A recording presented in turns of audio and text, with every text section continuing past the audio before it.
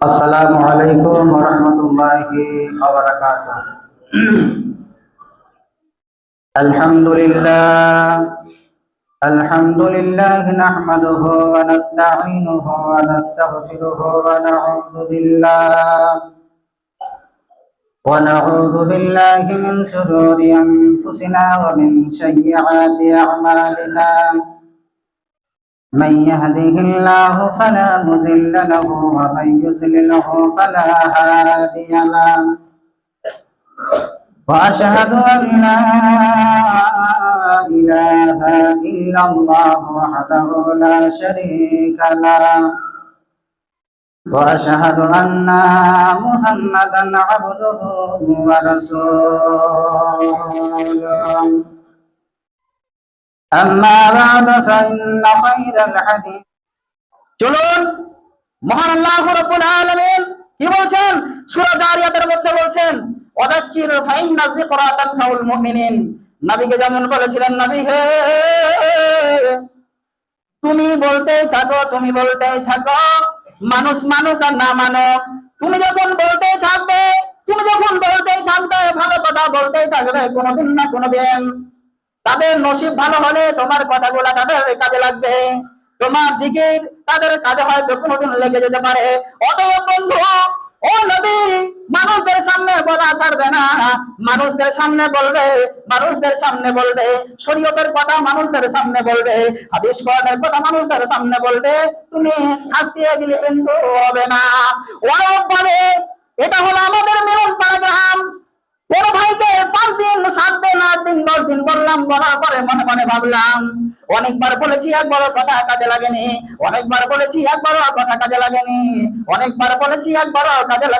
অতএব আবার তাকে ভালো কাজের জন্য বলবো না, খারাপ কাজ থেকে তাকে নিষেধ করবো না, যা ইচ্ছা তাই করুক। এইরকমটা যদি করেন, বিশ্বনবী মুহাম্মদ রাসূলুল্লাহ সাল্লাল্লাহু আলাইহি ওয়াসাল্লাম বলছেন, তুমি মুসলিম নাও, তুমি ইমানদার হতে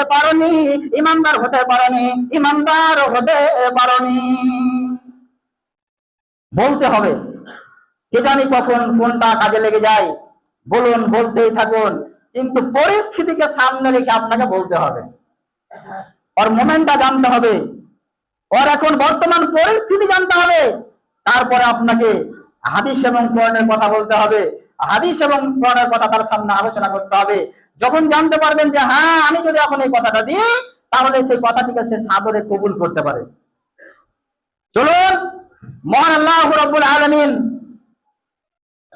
হযরতে আবু হুরায়রা রাদিয়াল্লাহু তাআলা আনহুর একটা হাদিস বলি, চলুন দেখি। আমরা এখন অসহায় মানুষ, আমরা এখন অসহায় ব্যক্তি, আমরা এখন অসহায়। মহান আল্লাহ রাব্বুল আলামিন যেভাবে বললেন সেভাবে মানুষদেরকে একটু একটু করে হলেও আপনি সহযোগিতা বা সাহায্য করুন। হাদিসের অনুবাদে পড়ে আসছি, একটু বলে যে মানুষ আপনার কাছে এখন জানছে যে কি করলে আমি এই কষ্ট থেকে অব্যাহতি পাবো, নিষ্কৃতি নাজাত পাবো। এই সূত্রে একটি হাদিস সেটিং করি। হাদিসটা হুরায়রা قال رسول الله صلى الله عليه وسلم حق المسلم على مسلم ست قيل ما هن يا رسول الله قال إذا لقيته فسلم عليه وإذا دعاك فأجبه وإذا استمسك فانساله وإذا أتيس فحمد الله فثمته وإذا مريض فعده وإذا مات فاتبعه। আল্লাহর নবী সাল্লাল্লাহু আলাইহি ওয়াসাল্লাম বলেন, সাহাবীদের সামনে বলছেন, ওগো সাহাবীরা তোমরা শুনে নাও, এক মুসলমান অপর মুসলমানের উপরে 6টা জিনিসের হক রাখে।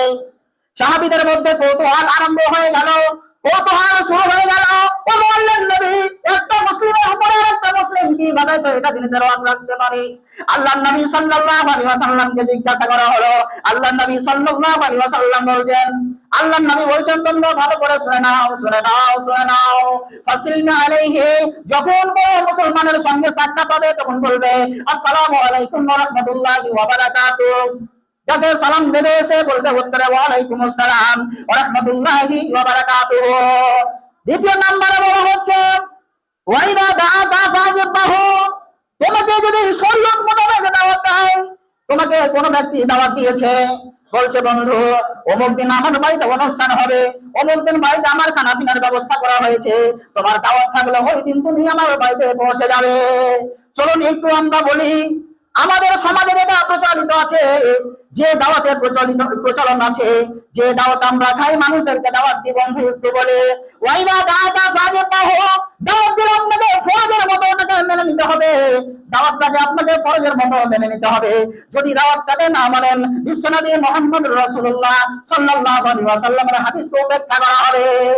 আপনি দাওয়াত কবুল করার জন্য চলে গেলেন, আপনাকে যে দাওয়াত দিয়েছে তার বাড়ি চলে গেলেন, যাওয়ার পর দেখছেন শরীয়ত বহির্ভূত কাজ চলছে, আপনি ভালোভাবে বাড়ি থেকে বের হয়ে গেছেন, নবী মুহাম্মদ রাসূলুল্লাহ সাল্লাল্লাহু আলাইহি ওয়াসাল্লামের হাদিসকে মান্যতা দেওয়ার জন্য গেছেন, কিন্তু সেইখানে দেখছেন অনৈসলামিক কাজ চলছে, শরীয়ত বহির্ভূত কাজ চলছে।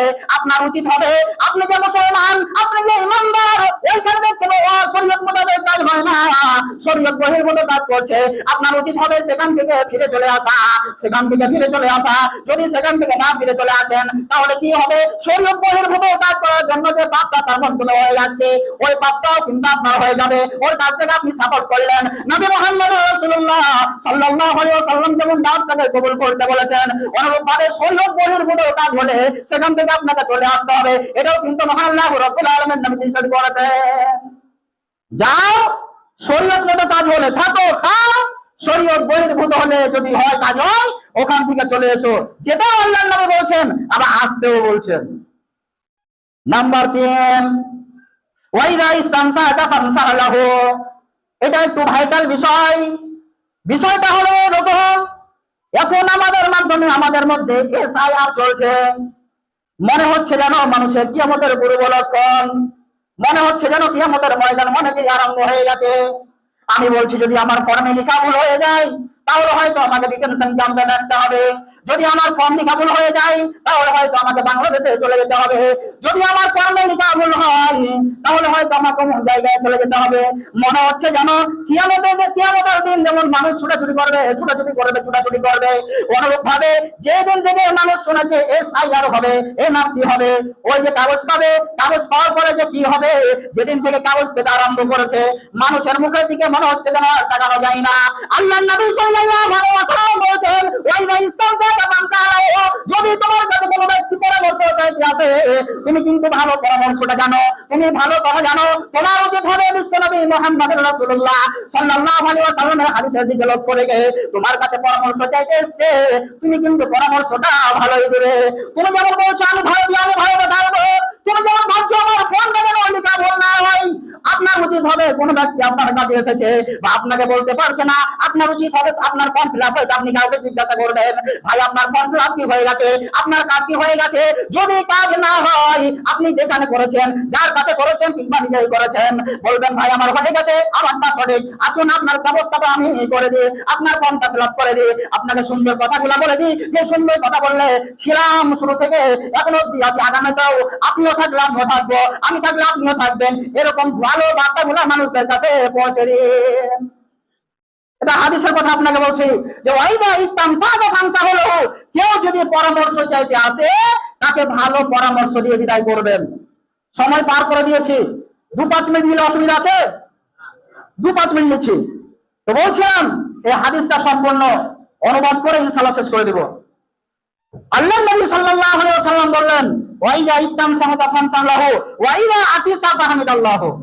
4 নাম্বার বলছেন, কোন মুসলমান ব্যক্তির হাঁচি পড়লে আমরা কি বলি? আলহামদুলিল্লাহ, আলহামদুলিল্লাহ, আলহামদুলিল্লাহ। এটা হলো আমাদের হাঁচি পড়ার পরে বাক্য। এটা যদি কেউ শুনতে পায়, নবী মুহাম্মদ রাসূলুল্লাহ সাল্লাল্লাহু আলাইহি ওয়াসাল্লাম জানিয়ে দিয়েছেন, ওয়াইদা আতিসা ফাহমিদাল্লাহ। কেউ যদি হাঁচি ফেলে, তাহলে তার হাঁচির উত্তর দিবে ইয়া হামাদাল্লাহ। আবার যার হাঁচি পড়লো সে বলবে ইয়া হাদিকুমুল্লাহ ইসলিহ বালাকুম। তবে এক মুসলমান অপর মুসলমানের উপর হক এটাই রাখে, আপনার হাঁচি পড়লে আমি শুনতে পেলাম, বলবো আলহামদুলিল্লাহ, ইয়া রাহমাতুল্লাহ। আপনি বললেন আলহামদুলিল্লাহ, আমি শুনলাম বলে বলবো ইয়া রাহমাতুল্লাহ। 4 নাম্বার চলে গেল।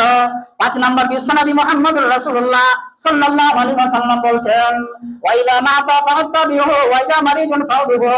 যদি কোনো ব্যক্তি অসুস্থ হয়ে থাকে, আপনার ইমানের দায়িত্ব হবে সেই ব্যক্তিটাকে দেখতে যাওয়া।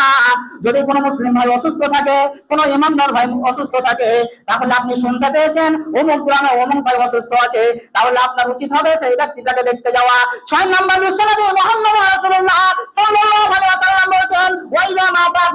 আখিরাহু, কোন ব্যক্তি দুনিয়া থেকে চলে গেল, ইহলোক থেকে পরলোক গমন করলো, দুনিয়াতে বেঁচে ছিল, দুনিয়াতে ছিল, দুনিয়াতে এখন আর নাই।